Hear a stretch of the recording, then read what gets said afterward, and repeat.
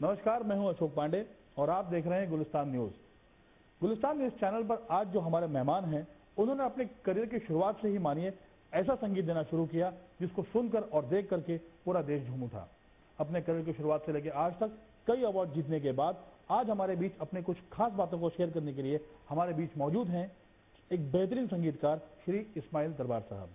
इस्माइल भाई, Gulistan news channel पर आपका बहुत बहुत स्वागत है। नमस्कार।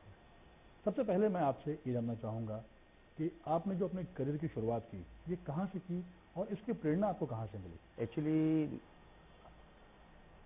मैं रहने वाला हूँ सूरत का, और जब मैं 13 साल का था तो हमारी अम्मी जान ने कहा कि भाई इसको आप बम्बई ले जाओ। हमारे अब्बा से कहा कि इसको ले आके कुछ बनाओ, इसकी ज़िंदगी बनाओ। यहाँ कुछ पढ़ नहीं रहा है, कुछ कर नहीं रहा है।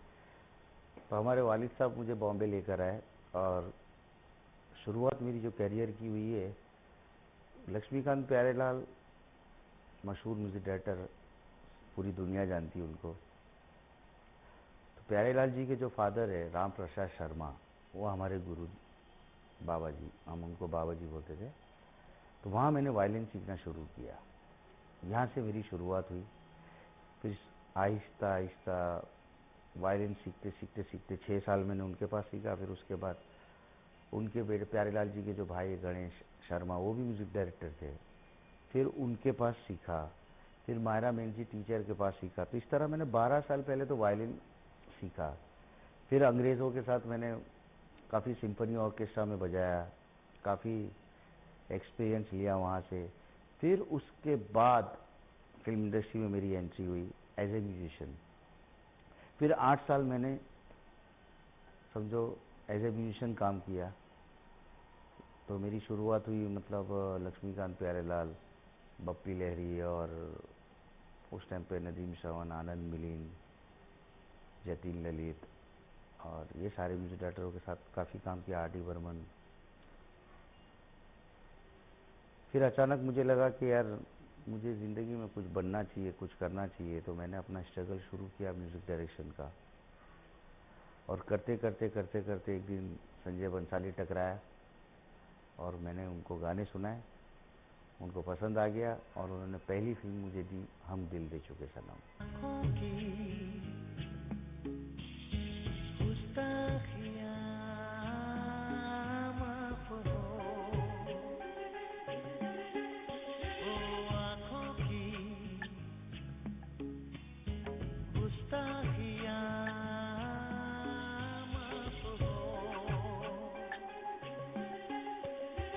यहाँ से मेरी म्यूज़िक डायरेक्शन की जर्नी शुरू हो गई। और म्यूज़िक जब पहली फिल्म की तो काफ़ी 2.5 साल तक हम लोगों ने रात दिन मेहनत की थी, और उसका रिज़ल्ट भी ऊपर वाले ने बहुत पॉजिटिव दिया, जिसकी गूंज आज तक लोगों तक है। फिर उसके बाद आहिस्ता आहिस्ता फिर देवदास की, तेरा जादू चल गया, मतलब काफ़ी फिल्में की, लेकिन अब तक वो सिलसिला जारी है। बात की जाए आपके संबंध जो संजय लीला बंसाली के साथ में थे, आपने 2 फिल्में उनके साथ में की, उसके बाद में ऐसा क्या हो गया कि आगे आप लोग दोबारा नजर नहीं आए? देखिए, ऐसा हुआ कि जब मिले थे तब ऊपर वाले की मर्ज़ी थी, जब अलग हुए तो कुछ हमारी मर्ज़ी की वजह से ऊपर वाला भी नाराज़ हो गया। क्योंकि ऊपर वाला कभी किसी का गलत चाहता नहीं है, वो हमेशा सबका अच्छा ही सोचता है। बट क्या है ना, हम इंसान हैं। फिर हम दोनों के बीच में काफ़ी ईगो क्लैश होने लगे। तो संजय मेरा गॉड फादर तो है ही, साथ में मेरा बहुत अच्छा दोस्त भी है। तो जब बहुत नज़दीक आप दोस्ती हो जाती है और ये हो जाता है, तो फिर थोड़ा थोड़ा उसका फ़ायदा उठाने लग जाते हो। तो बस तो फिर एक दूसरे के ईगो क्लैश होने लगे, और कुछ नहीं। और ईगो क्लैश होते होते यहाँ तक पहुँच गई बात के फिर हमने साथ में काम करना बंद कर दिया। अब साथ में काम करना तो बंद कर दिया है, लेकिन फिर भी आज भी एक दूसरे से बहुत दिल से बात करते हैं हम लोग, और आज भी एक दूसरे के लिए बहुत दिल से दुआएं भी करते हैं। और अब अगली बार जुड़ेंगे ऐसी उम्मीद भी है ऊपर वाले से।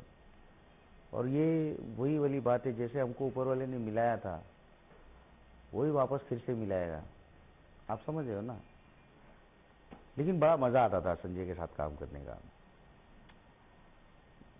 तो बहुत ही टैलेंटेड डायरेक्टर है वो, और म्यूज़िक से उसको बहुत लगाव है, म्यूज़िक से उसको बहुत प्यार है, इसलिए उसके साथ काम करने का मुझे हमेशा बहुत मज़ा आया।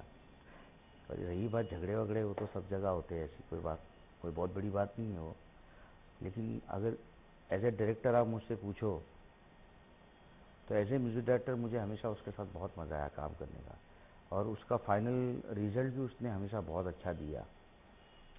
जितना खूबसूरत गाना मैंने बनाया उसको उतना ही खूबसूरत उसने पिक्चराइज किया। बात की जाए आपके खूबसूरत गानों की, जो आपने शुरुआत की उनके साथ में, उतने खूबसूरत गाने जिस तरह से पिक्चराइजेशन किया गया था और आपने बनाया था गाना, पहले ही फिल्म के लिए आपको नेशनल अवार्ड से सम्मानित किया गया था आपको, उसके बाद में दूसरी फिल्म के लिए कितना प्रेशर होता है अपने आप को परफॉर्म करके बताना? देखिए, प्रेशर तो 100% है, क्योंकि पहली पहली कामयाबी अगर इतनी बड़ी होती है ना, तो फिर आपको लगता है कि यार अब इससे ऊपर जाओ, तो ही लोग बोलेंगे कि हाँ, क्योंकि पहला या तो कामयाब होता है या तो फ्लूक होता है ना। तो ये प्रेशर था कि लोग ये ना समझे कि भाई वो फ्लूक था। तो देवदास में काफ़ी प्रेशर था कि अच्छा एक काम करना, और ऊपर वाले ने वहाँ पर भी इज्जत रख ली, वो काम भी अच्छा हुआ। तो अभी हाँ, साबित करने वाली बात जो आपने पूछी मुझसे, तो मैं आपको एक बात ये भी करता हूँ कि जैसे कि जब साबित करने की बात आती है ना, तो सबसे पहले आपको सेक्रीफाइस करना पड़ता है कुछ चीज़ों को। तो हम दिल दे चुके सनम के बाद मैं इतना बड़ा म्यूजिक डायरेक्टर बन गया रातों रात कि सारी इंडस्ट्री के लोग मेरे पास थे। और जब संजय बंसाली ने देवदास की बात की मुझसे, तो संजय को हमेशा ये है कि भाई आप सिर्फ मेरे साथ काम करना। तो मैंने फिर संजय को प्रॉमिस कर दिया कि भाई अगर हम दिल दे चुके सनम आप देते नहीं तो बाकी सब आते नहीं। तो मैंने अपना ईमानदारी से उसके साथ देवदास के लिए प्रॉमिस कर दिया और बाकी सब लोगों को सेक्रीफाइस कर दिया, जो कि इंडस्ट्री में ऐसा करते नहीं है लोग। लोग ये सोचते हैं कि भैया अब तो कामयाब मिल गई है, कामयाबी मिल गई है और अब इंडस्ट्री जेब में आ गई है, पहले जेब में इंडस्ट्री को कर लो, बाकी संजय बंसाली कहीं जाने वाला नहीं, इधर ही है वो। बट मैंने अपना बहुत ईमानदारी से उस चीज़ को निभाया और बाकी सारी चीज़ों को सेक्रीफाइस कर दिया। और फिर देवदास की, तो देवदास करने के लिए बहुत कुछ सेक्रीफाइस किया मैंने। क्या होता है कि जब आपको मैं अगर एक बार मना करता हूँ कि भैया अभी मैं आपके साथ काम नहीं कर सकता हूँ क्योंकि मैंने संजय बंसाली को प्रॉमिस किया है, तो आपका ईगो क्लैश होगा और आप यही सोचोगे कि अच्छा ठीक है, देख लूँगा तुझे, क्योंकि इंडस्ट्री में ईगो बहुत है। यहाँ से छोटा आर्टिस्ट हो या बड़े से बड़ा आर्टिस्ट हो, ईगो है ना, ऊपर वाले ने कूट कूट के भर दिया है उसके अंदर, और ये सच है। तो ईगो ईगो के चक्कर में वो सारा सब गड़बड़ हुआ। मगर खैर मुझे एक चीज़ प्रूफ करना था कि भैया पहला फ्लूक फ्लूक नहीं था, उसको भी प्रूफ किया। और उसके बाद भी जो तेरा जादू चली है आई, तो वो भी सुपर डुपर हिट गाने हो गए उसका, और वो भी गाने आज तक बहुत सुपर हिट है। नहीं, ये बात तो बिल्कुल सही है कि जो पहले मिला, जो दूसरा मिला, वो फ्लूक नहीं था, वो कहीं ना कहीं आपके बेहतरीन परफॉर्मेंस की वजह से ही आपको मिला। हाँ, और मैं ये भी मानता हूँ कि जब तक मैं ज़िंदा हूँ तो इंशाल्लाह मुझे अल्लाह की ज़ात से पूरी उम्मीद है कि मैं मेरे अल्लाह से ये दुआ करता हूँ कि भैया कि तुम मुझे फ्लूक में कभी मत प्रूफ करना। मैं ज़िंदगी भर एक अच्छा काम करके अपने आप को प्रूफ करना चाहता हूँ, और उसके लिए मैं बस ऊपर वाले से दुआ करता हूँ हमेशा, क्योंकि वही एक है जो देता है तो पूछता नहीं है। बाकी दुनिया आपको देगी तो बहुत जल्दी बोल देगी कि ये मैंने दिया है इसको। तो मैं इसलिए डायरेक्ट ऊपर वाले से ज़्यादातर बात करते रहता हूँ। इस्माइल भाई, इतने अच्छे म्यूजिक देने के बाद में, इतने अच्छे अच्छे हिट्स देने के बाद में, आप लगातार हमको दिखते नहीं है, मतलब नजर नहीं, आपके गाने सुनने को नहीं मिलते हैं। क्या कारण है? इसके पीछे बहुत चूजी हैं आप? नहीं नहीं, ऐसा कुछ नहीं है। देखो, चूजी नहीं हूँ, लेकिन मैं हाँ इतना मैं ज़रूर कहूँगा कि मैं थोड़े अपने टर्म्स कंडीशन पे काम करता हूँ। और इंडस्ट्री में क्या होता है ना कि प्रोड्यूसर और डायरेक्टर, उनको क्या लगता है ना कि हम जो बोले वही करना चाहिए, और मेरे हिसाब से वो करना भी चाहिए, और वो मैं कर नहीं पाता हूँ। बस वही बात है, उसकी वजह से लोग मेरे से काम करने के लिए घबराते हैं, मेरे साथ ये सोचते हैं कि अरे यार ये सुनता नहीं है। मगर उनको ये सोचना चाहिए कि यार मैं जो भी ये करता हूँ अपने प्रोडक्ट के लिए करता हूँ, अपने काम के लिए करता हूँ, कोई अपनी होशियारी मारने के लिए या अपना ये टैलेंट दिखाने के लिए नहीं करता हूँ कि मुझे आपसे बहुत ज़्यादा नॉलेज है या आपसे बहुत ज़्यादा जानता हूँ। तो बस वही वाली बात है, ईगो वाली बात है कि जब मैं अपना काम जानता हूँ अच्छी तरह, तो आप मेरे साथ सिर्फ काम कीजिए। तो ये सारे प्रॉब्लम्स तो रहेंगे। देखो क्या होता है, जब आप बहुत एक्स्ट्रा ऑर्डिनरी काम करना जानते हो ना, तो आपके साथ थोड़े प्रॉब्लम्स तो आएंगी। अगर आप थोड़े बीच में रहते हो ना, तो कहीं भी खप जाते हो। तो हर एक्स्ट्रा ऑर्डिनरी चीज़ के साथ ना प्रॉब्लम हमेशा लाइफ में आता ही है। आप जो क्रिएशन करते हैं, जिस तरह का म्यूजिक होता है, जिस तरह की गायकी होती है, उसमें कहीं ना कहीं शब्द समझ में आते हैं, लोग गुनगुनाते भी हैं। आज जिस तरह म्यूजिक चला गया है, समझ में नहीं आता है क्या गा रहे हैं, क्या बज रहा है। असल में क्या है, देखो, इसके लिए मैं अल्लाह का एहसान मानता हूँ कि उस पाक परवरदिगार ने मुझे वो तमीज़ दिया है। मैं एक्चुअली गाना लिरिक्स पे कंपोज करता हूँ और अल्फाजों को बहुत अच्छे से प्रेजेंट करना मैं जानता हूँ गाने में, और ये सब वो करवाता है, नो डाउट। यही प्लस पॉइंट है कि हर अल्फाज का जो फील होता है वो सुरों के अंदर पिरोना इतना आसान नहीं है, वो हो जाता है बस। और रही बात, अगर मैंने कभी ट्यून बना भी ली तो अल्हम्दुलिल्लाह उतना अल्लाह ने मुझे नॉलेज दिया है कि मैं राइटर से क्या मुझे लिखवाना है वो भी मैं जानता हूँ। क्या होता है कि जब ट्यून बन जाती है ना, तो वो भी एक डिमांड करती है कि मुझे इस तरह के अल्फाज चाहिए, और ये सारी चीज़ें बहुत ज़रूरी है। और जब आप अल्फाजों पे ट्यून बनाते हो तो अल्फाज भी ये चाहते हैं कि भैया मुझे तो इस तरह से गा तो ही मैं अच्छा लगूँ, समझे कि नहीं। तो ये बहुत गुण की बात है, और ये सिर्फ और सिर्फ कुदरत की तरफ से मिलता है। और ये मेरे बाप दादाओं का जो सेक्रीफाइस था पूरी ज़िंदगी का। मैं 5वीं पीढ़ी हूँ अपनी फैमिली में, तो मेरी जो 4 पीढ़ी जो हमारी थी, हमारे अब्बा, हमारे दादा, हमारे परदादा, तो हमारे जो जितने भी स्टेप बाय स्टेप जितने भी लोग थे सब म्यूज़िक में ही थे, और सब बहुत ही टैलेंटेड थे, लेकिन उनको कोई जानता नहीं था। तो कहीं ना कहीं उनका एक दर्द बचपन से मैं सुन रहा था, और वो कहीं ना कहीं उसका हिसाब किताब अल्लाह ताला ने मुझे दे दिया। आप कहीं ना कहीं पे अपने क्रिएशन में क्लासिकल टच दे देते हैं। तो आजकल के जो सिंगर्स हैं और जो पहले जिनके साथ में आपने काम किया है, किनको गवाने में और किनके साथ में काम करने में आपको बहुत आसानी महसूस होती है?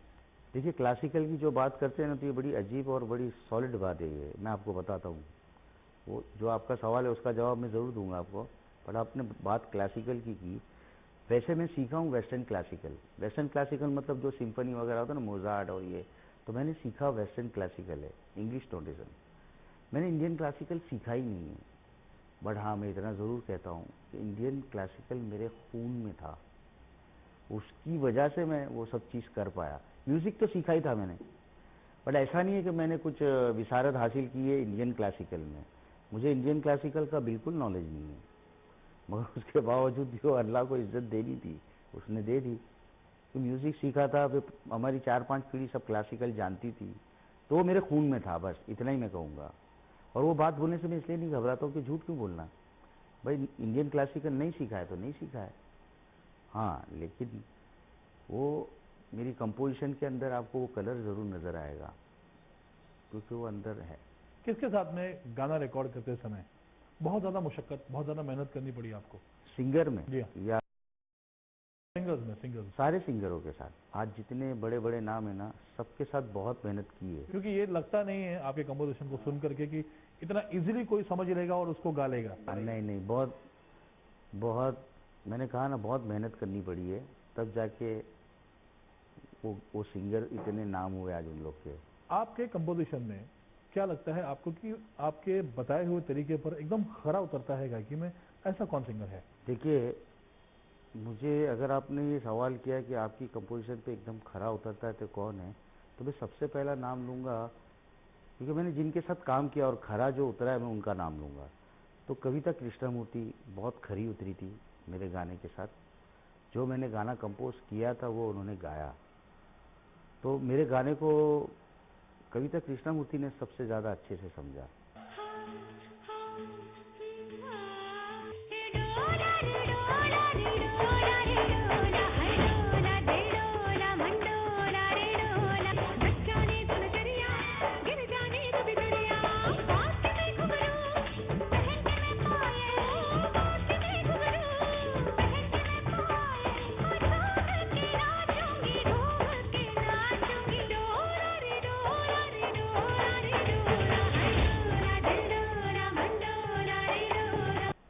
और उसके बाद अगर कोई अच्छे से गाता है तो वो है सोनू निगम।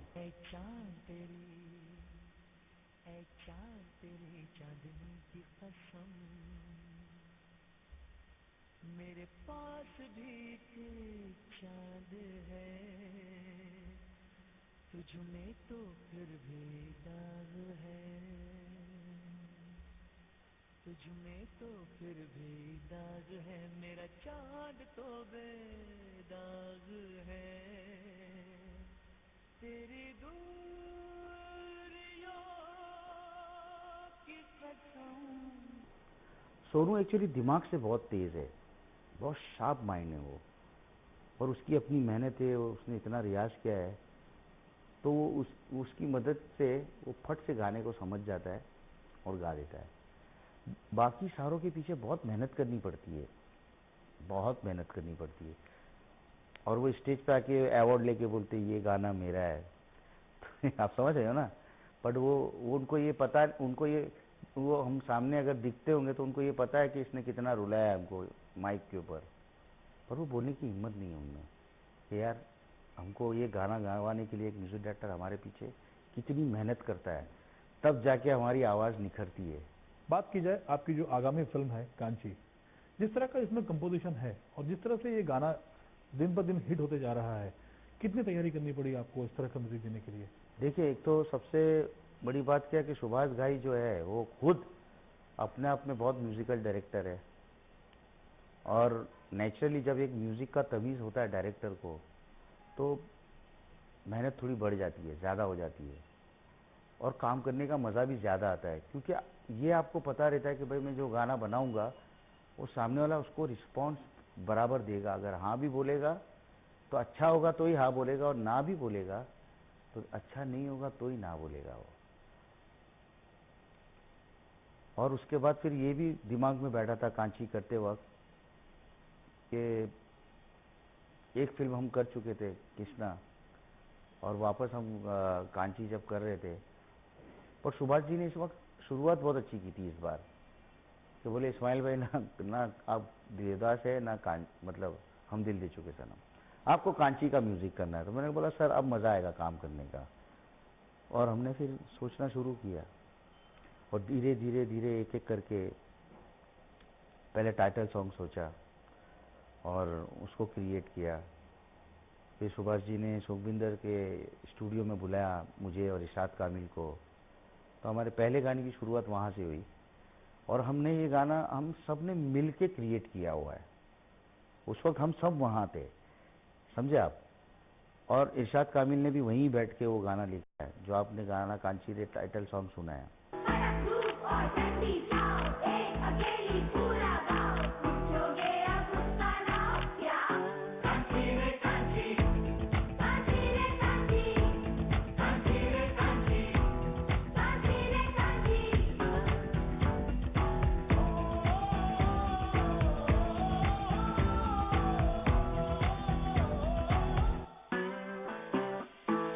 धूप और ठंडी छाओ, एक अकेली पूरा गाँव, पूछोगे अब उसका नाम क्या?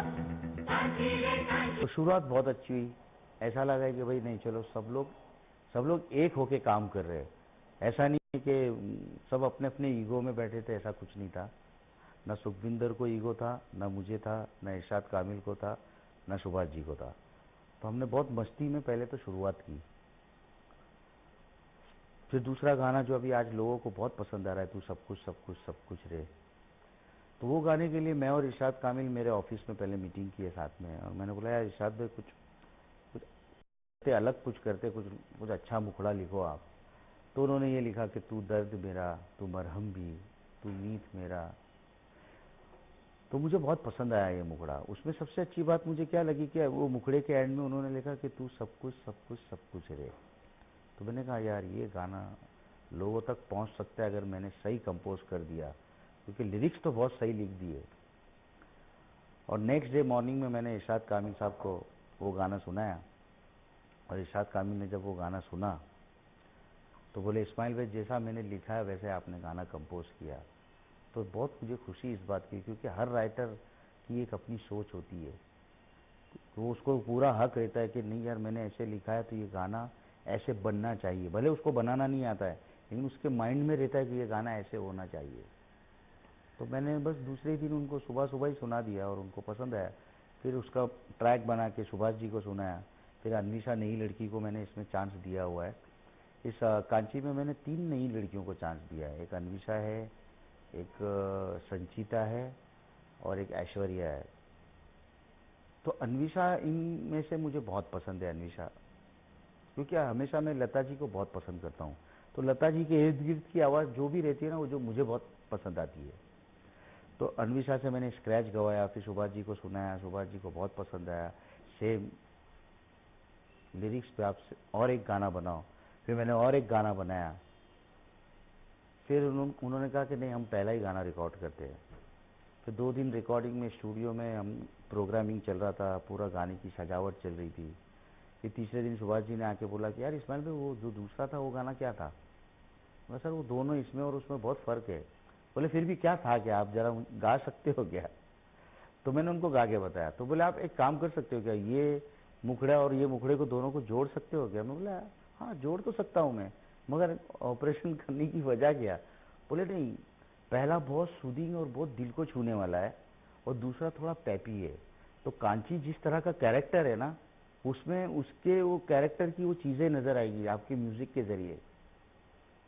तो मैं बड़ा खुश हो गया। मतलब चलिए भाई, मेरी मेरी हीरोइन नज़र आनी चाहिए, मेरा मकसद तो ये है कि मेरी फिल्म का गाना है, अच्छा होना चाहिए, दैट्स ऑल। तो इस तरह उन्होंने 2 मुखड़ों को एक मुखड़ा किया है उसमें, जो गाना लोगों को बहुत पसंद आ रहा है। आपने इस फिल्म में संगीत के साथ साथ, लिखावट के साथ साथ अपनी आवाज़ भी दी है।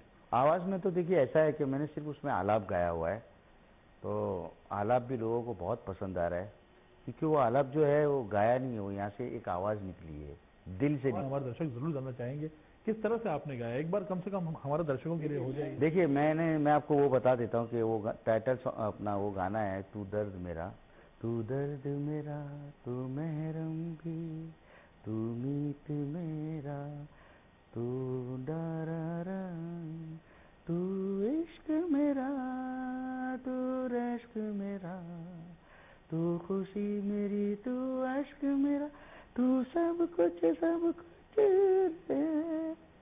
तू सब कुछ रे। तू दर्द मेरा, तू मरहम भी, तू मीत मेरा, तू महरम भी, तू इश्क मेरा, तू रश्क मेरा, तू खुशी मेरी, तू अश्क मेरा, तू सब कुछ तू सब कुछ रे। इस गाने के अंदर मैंने ये आलाप गाया हुआ है। आगे म्यूजिक 2 में आता है वो आलाप, हो कांची रे, हो कांची रे, ऐसे गाया हुआ है। लेकिन वो उसको बहुत जमा के गाया था मैंने, क्योंकि स्टूडियो में वहाँ खुद ही मैं म्यूजिक डायरेक्टर था, अकेले मैं उसको रिकॉर्ड किया और उसमें मसाला वसाला डाल के उसको सजा के प्रेजेंट किया।